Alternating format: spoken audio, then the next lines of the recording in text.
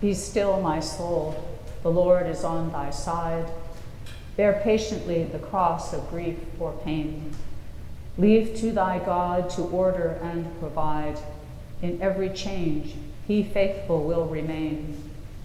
Be still, my soul, thy best, thy heavenly friend, through thorny ways leads to a joyful end. Last Sunday morning, before our own service here at St. Dunstan's was broadcast, I attended the live stream of the service from Washington's National Cathedral in D.C. Marion Buddy, the Bishop of Washington, was the preacher for the service, and she began her sermon by singing very gently and quietly this first verse of the hymn, Be Still, My Soul. Her message that followed has stayed with me, but as well what struck me was how intimate the experience was. Something that I don't think could have been conveyed if I had been sitting in a seat in that vast cathedral yards away from that very large raised up pulpit. It was only the closeness of the camera that allowed me to see every expression on her face that added to the impact of her words. Again, I was reminded that there are unexpected gifts during this time when so much seems to have been taken away, when we have lost so much, and we are doing our best to plan how to safely celebrate with those we love in the coming weeks. In every change, God faithful will remain. And this has been a time of tremendous change. It seems to many of us as though our lives have been turned upside down, socially, economically, politically.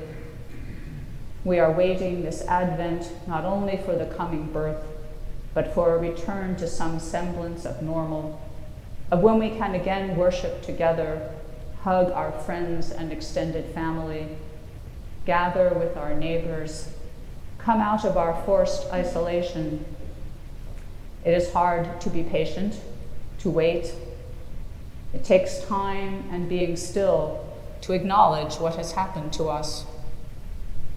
As we again hear the words of Isaiah last week and this, and gospel readings of John the Baptist, the forerunner and witness, with his message pointing us to Jesus, I have found myself transported back 16 years to another Advent that, like this one, was not at all what I expected. That year, as my mother, sister, and I gathered to spend Christmas together, into the midst of Advent and our preparations came a most un-Advent-like message from a most unlikely messenger. The messenger was my nephew, Michael, and the message was that my brother Bill had been diagnosed with terminal cancer. This seemed not an invitation into the darkest week of winter with the promise of returning light, nor the darkness of the womb with its promise of birth.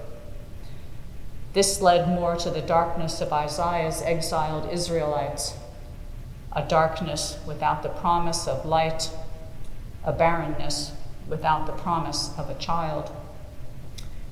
We spent Christmas with Bill, not so much celebrating the coming of the Christ, Isaiah's God of compassion coming into our midst to comfort all who mourn, as Isaiah says, but recreating old family traditions of gift giving and food, and trying not to be overwhelmed with sadness.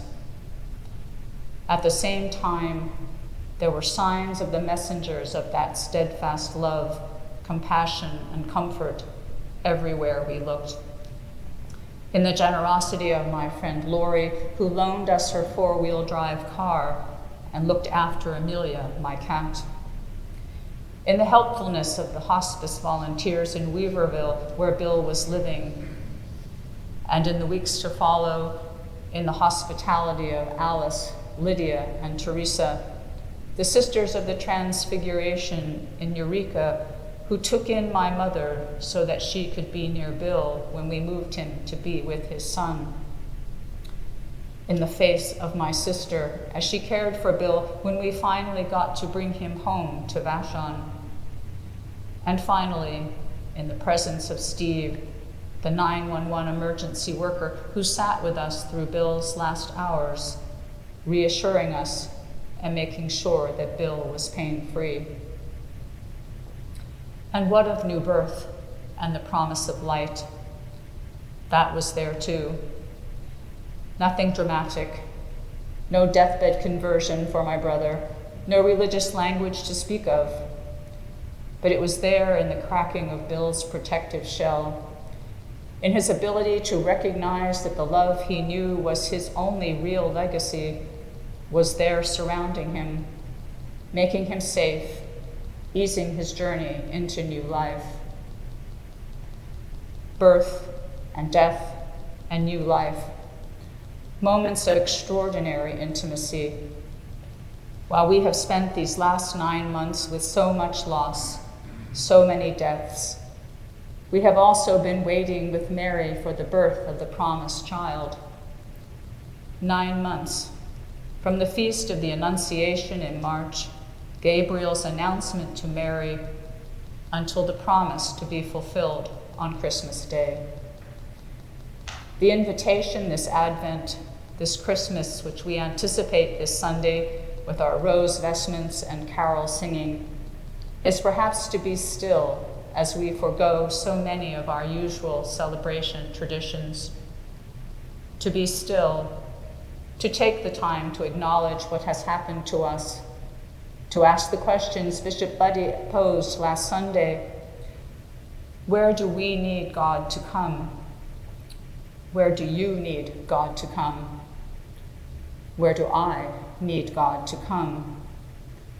For surely God is coming, Emmanuel, God with us, coming as promised to make God's home in us and with us, the love that shows up where love is most needed. This year, in the words of Mother Teresa, is a time to focus on small things that we can offer with great love.